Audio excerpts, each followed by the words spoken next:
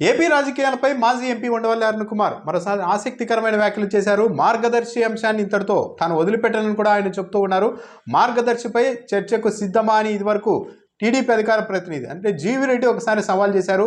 ఆ సవాల్ చేసిన తర్వాత తాను మార్గదర్శి చిట్ ఫండ్ గురించి చాలా లోతుగా అధ్యయనం చేశాను, అనేక పత్రాలు సంపాదించాను, చాలా కీలకమైన ఆధారాలు ఉన్నాయి.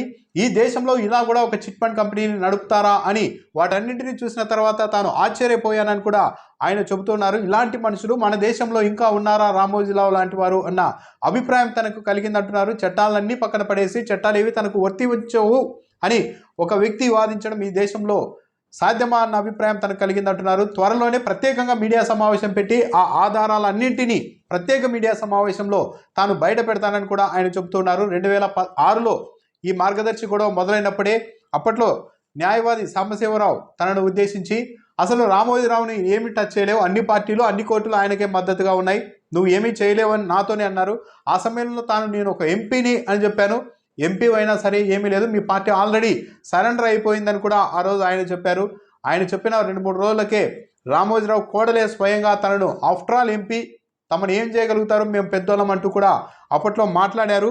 సో ఈ అంశాలన్నింటినీ చాలా లోతుగా అధ్యయనం చేశాను. మార్గదర్శి చిట్ ఫండ్ గురించి రామోజీరావు కానీ ఆయన సంస్థ కానీ చెప్తున్న మాటలన్నీ అవాస్తవమే, వాటిని నిరూపించేందుకు పక్కా ఆధారాలు తన దగ్గర ఉన్నాయి. త్వరలోనే ఒక ప్రత్యేకంగా మీడియా సమావేశం ఏర్పాటు చేస్తానని కూడా ఉండవల్లి అరుణ్ కుమార్ చెబుతూ ఉన్నారు.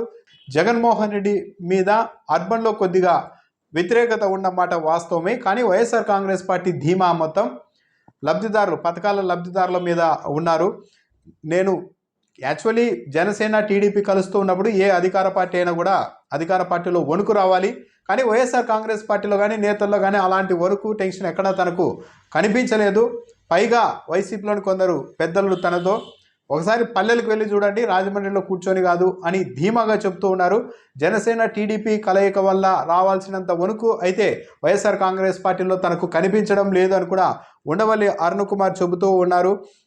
ఈ ప్రపంచంలో జగన్మోహన్ రెడ్డి తరహాలో పథకాల ద్వారా డబ్బులు ఇచ్చిన ప్రభుత్వం మరొకటి లేదు, కాబట్టి ఆ లబ్ధిదారులంతా తమను గెలిపిస్తారు అన్న ధీమాతోనే వైఎస్ఆర్ కాంగ్రెస్ పార్టీ ఉంది.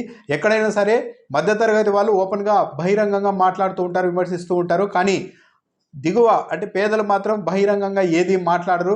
మధ్యతరగతి వాళ్ళు ఒక ప్రభుత్వానికి వ్యతిరేకంగా ఉన్నారు అంటే వీకర్ సెక్షన్లు అంటే బలహీన వర్గాలన్నీ కూడా ఆ ప్రభుత్వానికి ఆటోమేటిక్గా అనుకూలంగా మారుతూ ఉన్నాయని కూడా మనం అంచనా వేయవచ్చు అని కూడా ఉండవల్లి అరుణ్ కుమార్ చెబుతూ ఉన్నారు. ఈ ప్రభుత్వం పోతే ఈ డబ్బులు పంచే పథకాలన్నీ రద్దు అవుతాయని అందరికీ తెలుసు.